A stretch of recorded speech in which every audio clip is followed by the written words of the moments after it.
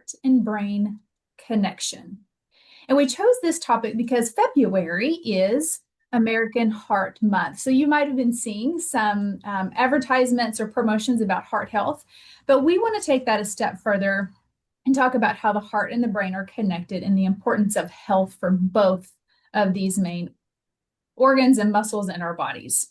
So over this 30 minutes, we are going to explain biologically and really kind of more intricately how our heart and our brain are connected and how they work together and the importance of them working together. And when one of them is not working so well, it really does affect the other one. But then we'll talk about some risk factors, but we also want to talk about practical strategies to support both brain health and heart health as we age, which really also at the end of the day is going to be whole body health. So I want to start with this short video that's just going to set us up for what the connection is between the heart and the brain, and then we'll dive deeper into this.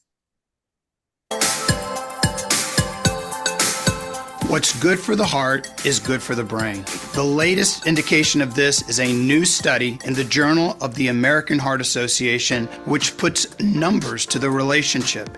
It uses the Framingham calculator for cardiovascular disease risk to examine the connection of heart health to brain function. Cognitive function, that is how well your brain works, was measured using 3 tests. Alzheimer's disease word list memory task, digital symbol substitution test, and animal fluency test. Heart disease is the #1 killer of people in the United States. Stroke is number 5. Understanding the heart-brain connection is so important. Participants in this study with medium and high Framingham risk scores had lower cognitive scores than those with low cardiovascular risk scores. As Framingham scores increased, overall cognitive test scores dropped. The correlation suggests, as other research has, that strategies to reduce cardiovascular risk factors could also help prevent cognitive decline. This is important because dementia in some form affects 5.8 million adults in the United States. Proper treatment and positive behaviors such as eating healthy and engaging in regular physical activity can help with issues of high blood pressure, diabetes, or obesity, which can affect the heart and also the brain. If you have questions about health conditions and how they affect women and men, I would love to hear from you.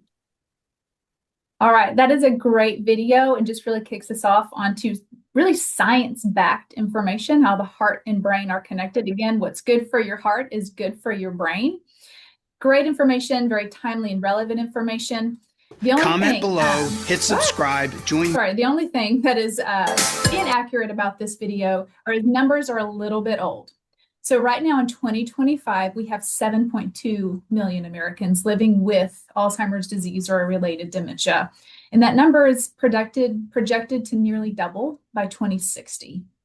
And then I put the top 10 causes of death here just for us to look. So heart disease is still the #1 on this list. Stroke has moved up to #4, and then Alzheimer's disease is #6 in this top 10 causes. But look at, so we've got 4, 5, 6, 7. Look at all of those. All of those are related to heart health, cognitive health, or a risk factor for diabetes. We'll talk about how it's a risk factor for both heart and cognitive health. And when we start to take better care of our heart and our brain health, we can dramatically reduce these numbers and maybe move some of these numbers down on this top 10 list, or maybe let's take them off because it's in our power and in the choices that we choose every day to improve both our heart and our brain health. So let's look at some of these shared risk factors, because many of the risk factors are shared in these conditions. So high blood pressure, cholesterol, diabetes, long-term sleep disruptions, tobacco use, big one, sedentary lifestyle. All of these conditions damage our blood vessels. So those blood vessels become thinner, they become weaker, they become less flexible.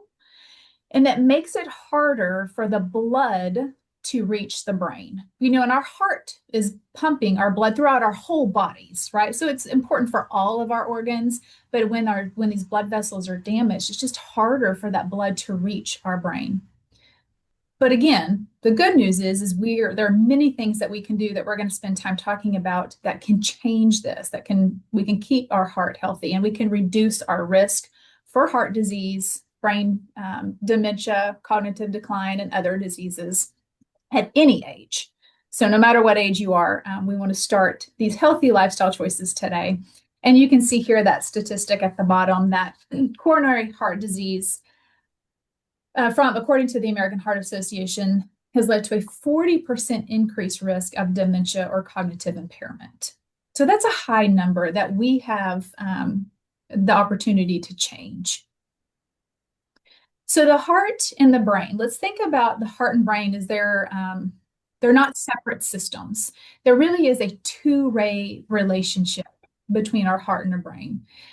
And they're connected by an intricate and complex supply of blood vessels that are in our that are connected the heart and the brain together. And the heart supplies oxygen and nutrients to our brain. So the heart is pumping the blood up there, which has our oxygen and our nutrients that the brain needs to function. And the brain is continuously regulating our heart rate, our heart rhythm, and our stress responses.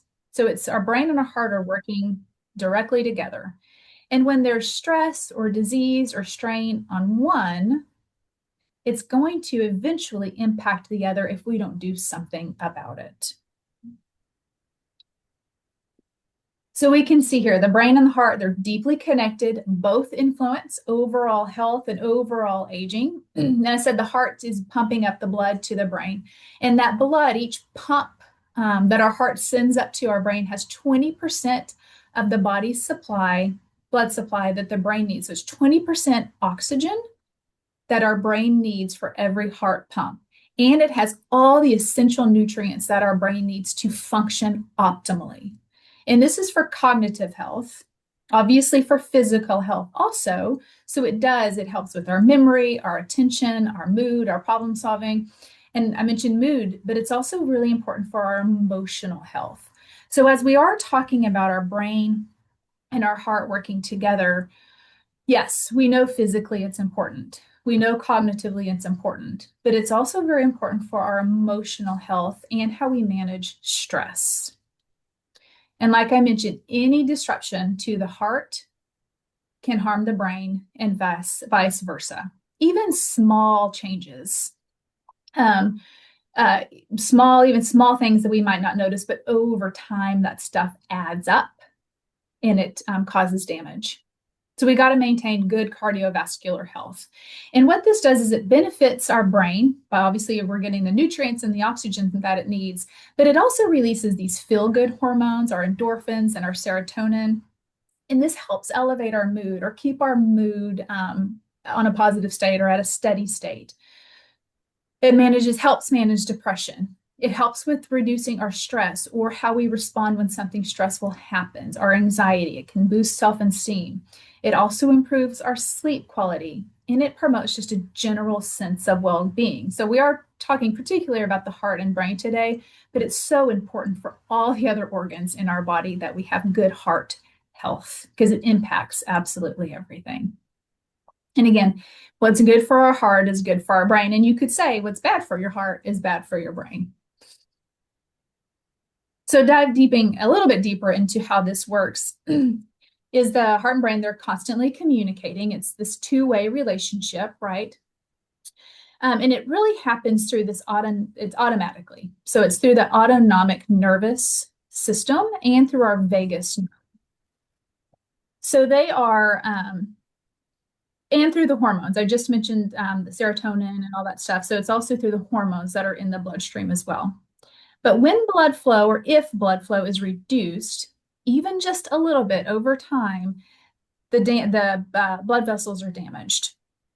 So this is why, I've mentioned high cholesterol, I've mentioned high blood pressure, high sugar, as well. when we have those types of illnesses that we might be managing, that's what damages the blood vessels. So that's why it's the importance of looking at blood pressure and cholesterol, because that really does damage to our blood vessels, and we need those blood vessels healthy and intact to get this nutrients and the chemicals and the oxygen throughout our brain. But the vagus nerve, and you can see an image there on the left-hand side, the vagus nerve, it's our longest cranial nerve in the entire body. But this is a really important nerve because it sends calming signals throughout our whole body, but it sends calming signals particularly up to our brain. So the vagus nerve's main function is to maintain balance throughout our whole body, but to maintain calm, or to bring our bodies back to a state or a sense of calm when there's a stressor. Mm-hmm. So the brain is sending messages and chemicals that regulate our heart rate, heart rhythm, our blood pressure, and stress responses. And the heart is sending those oxygen and nutrients, but also that sensory information through this nerve that it can influence our cognitive function and our emotional processing. So when stress is going on, or there's a stressful event that happens, hormones, stress hormones, cortisol and adrenaline, they stay elevated in our bloodstream. And chronic stress, that's damaging to both our heart and our brain. Now, for a short amount of time, it's fine. It helps us get through a short stressor or an acute stressor, helps us get through it. And then we go back to that sense of calm, the vagus nerves, and put it back to that sense of calm. But when we have chronic stress, or it's a long-term stress, and these hormones, that cortisol and adrenaline, stay elevated, that does contribute to damage to both our heart and our brain. And damage to our blood vessels. It increases inflammation. There's a lot of bad things that are happening. And that also contributes to an increase in dementia, cognitive decline as well. But again, the message is, and that we're going to talk more in depth about, is there are so many simple lifestyle, practical choices that we can make that can help us manage our stress. They can help us put us into that state of relaxation, and it really helps us with the heart health and the brain health. So things like movement, diet, getting good quality sleep. We're going to talk about those here more in just a second. But the importance of that, because now we're understanding more really what that connection is between the heart and the brain. But I want to take a second to talk about vascular dementia, because vascular dementia is one of the only dementias caused by a reduced blood flow to the dementia. It's the second most common type of dementia after Alzheimer's disease. So a lot of the same conditions that harm the heart are also going to increase our risk for dementia. And vascular dementia can happen after a stroke, okay? A stroke that we hear is, or a series, like one big stroke or a series of small strokes. Or it can also happen over a long-term narrowing of those blood vessels. So those blood vessels are being affected, they're being damaged, and there can be fatty deposits that build up inside those blood vessels. So there's a narrowing of it, so the blood's not getting through as well. So that's why conditions like high blood pressure, diabetes, atrial fibrillation, all those things that go untreated are going to put us at a much higher risk for vascular dementia. And the causes of vascular dementia, I just mentioned them. There could be a stroke or a series of mini strokes or transient ischemic attacks. Again, long-term untreated high blood pressure.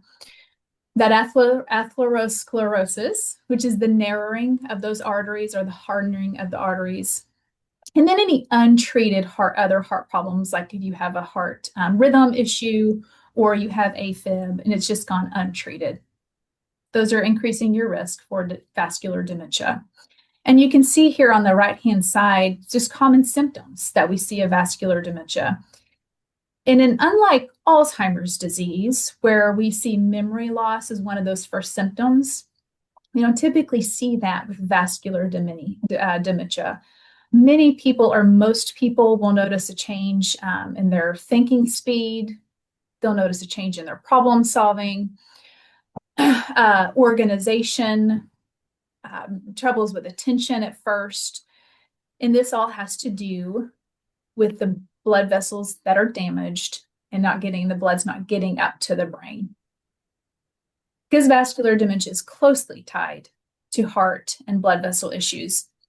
This is also one of the only dementias that prevention and progression are strongly influenced by how we manage our heart and our brain health. So here are just another visual about risk factors of dementia. And as you're looking at these risk factors, we've already listed off a lot of these here, right? I mentioned smoking and alcohol, smoking, tobacco use, we need to avoid it at all costs. Sleep disorders that are unmanaged, of course, low physical activity, stroke that has already happened. There are some genetic components to it. Our sex and our age, okay? Diet, shocker there, untreated diabetes, and then also other cardiovascular risk factors. We already have some heart challenges or heart diseases as well. So this is just another list of what's increasing our risk for vascular dementia, but we can see a lot of those have to do with heart health also.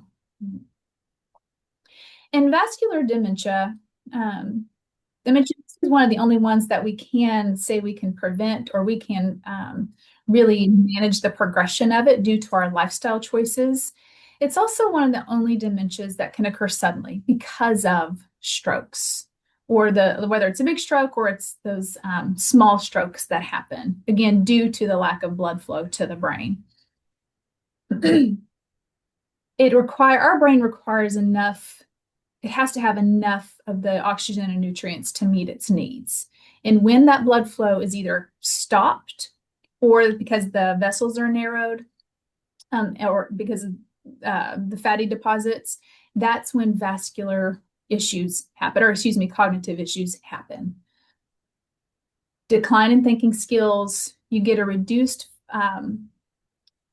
blood flow to various regions of the brain. So it deprives them of the oxygen and the nutrients. And depending on where in the brain they're getting that reduced blood flow or a cutoff of blood flow is where you're going to see changes in an individual's symptoms. So here, I've mentioned here, we've got post-stroke dementia.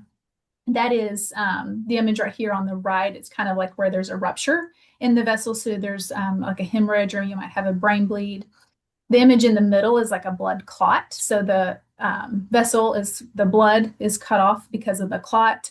And then on the left-hand side, you can see the narrowing of the arteries. These are all different variations of what vascular dementia can look like. And with vascular dementia, on here it says there's the symptoms, it lists the symptoms again, but the symptoms will vary depending on which area of the brain's affected, or where we're not getting that blood flow or it's cut off.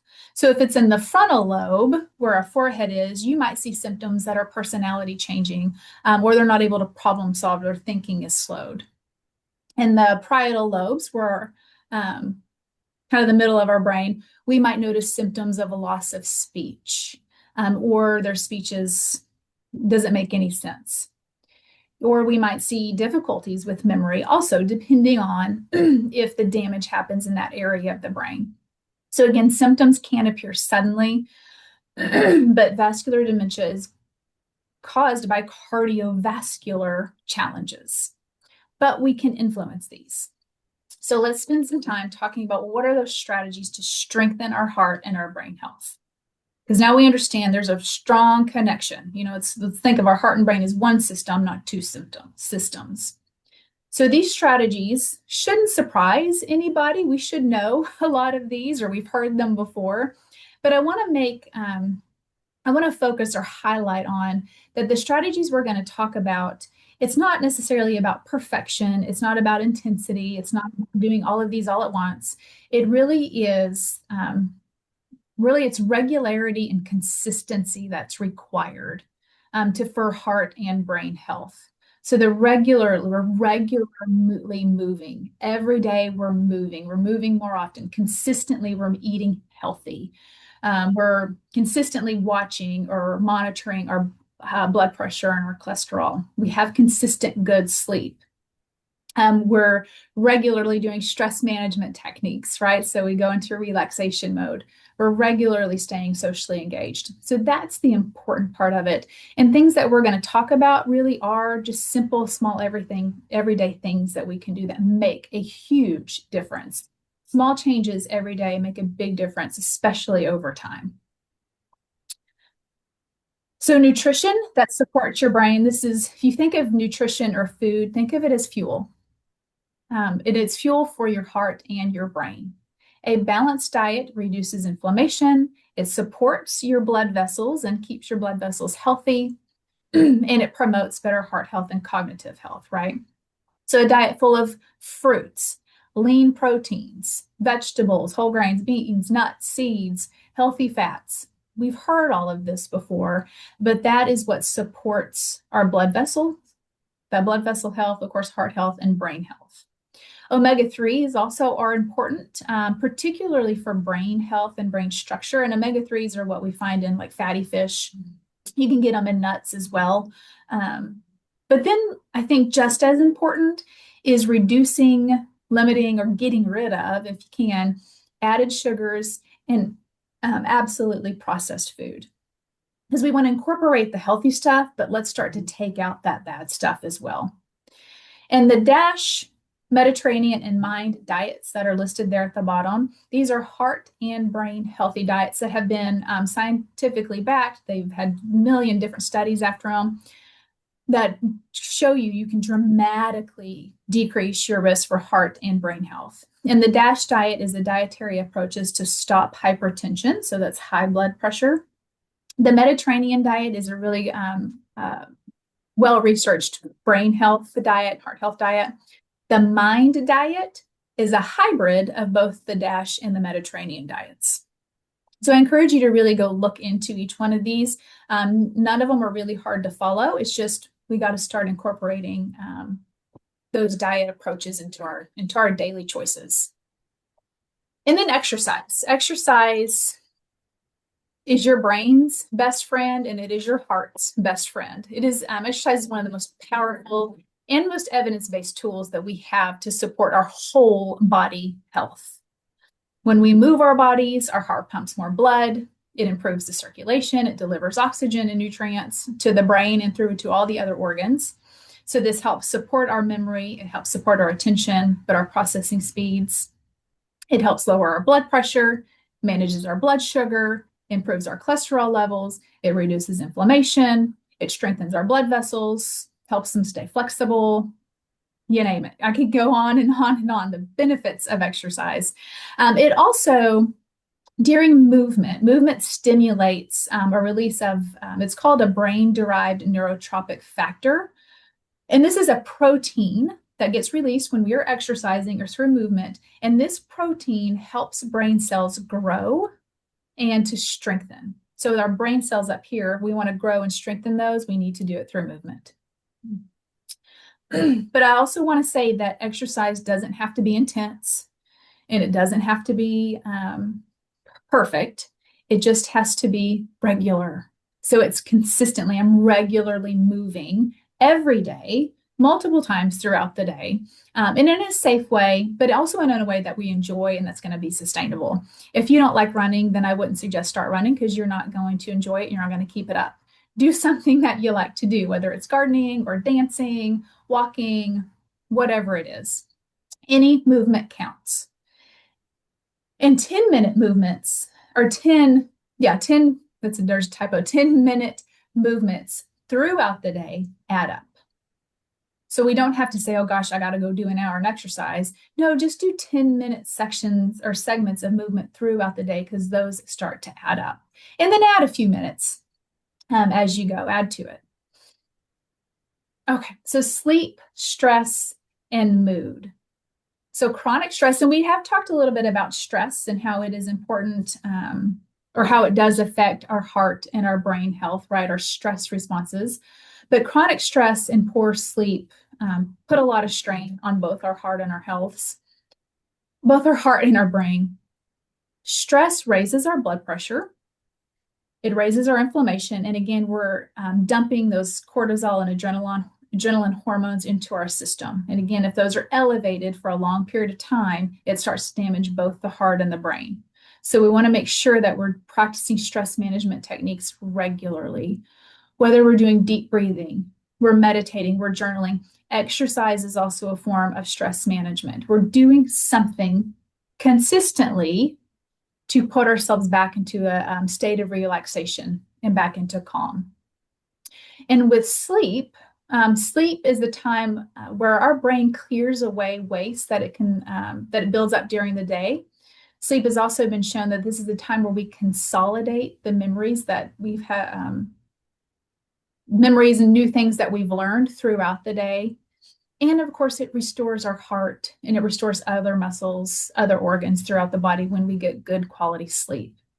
And you can see here more benefits of sleep. It helps support a healthy weight management. It helps support brain function, memory and brain function. It helps regulate our blood sugar levels. It helps support all of heart health. It helps improve physical recovery too. And it increases our daytime energy, our daytime stamina, and productivity. And it helps promote emotional resilience. So if you have, if you're having a hard time with sleep, because sometimes sleep can elude us, especially as we get older, there's sleep hygiene that we need to start incorporating into our day. And we have on our YouTube channel, we have a whole program about sleep and brain health and what that sleep hygiene looks like. And then we want to make sure that we see our doctor regularly. Again, the word regular is here. So we're regularly checking our blood pressure, our glucose, our cholesterol, getting memory or cognitive screenings if we start to see changes in our cognition. Because really, we can do these lifestyle choices, but we also want to make sure that we get early detection. If there is a heart or a brain challenge that comes up or change that comes up, early detection is the key, because we will have better outcomes for both our heart and our brain, and of course, our whole bodies. So to remember that our brain and heart health are connected, let's just say they're just one system together. They share many risk factors, but also those strategies to strengthen them, those are shared too, strengthen our heart and our health. And it's small, consistent habits that protect our brain and our health. Because reducing those stats that we heard at the beginning for heart disease and dementia really starts with you and your daily, everyday choices. This is information about the James L. West Center. So we're here and we provide services that impact persons living with dementia. So whether it's an individual that's living with dementia, we have long-term, short-term respite care for those. And then we have services for the families as well. We have day programs, we have in-home services, and of course we have our education through Dementia IQ, which you are taking advantage today. This is my information, and I know I just gave you a ton of information in a short amount of time. You will get a follow-up email with these slides. We did record the program today, thanks to Holly. And I know it is that time, but were there any questions? Or Holly, did you have anything that came up? I was able to answer everything in the chat, and then I also put a link to our YouTube page. Jamie had mentioned that earlier, and we have dozens of videos that are on our YouTube page that we encourage you to take advantage of. Perfect. Oh, I love you put the habit. It takes 28 to 38 days to make or break a habit. So what can you add or maybe take away? Well, we appreciate you spending this fast 30 minutes with us. Look for that follow-up email today. And if you have any questions, feel free to reach out to myself or Holly at any time. Thank y'all. Bye-bye.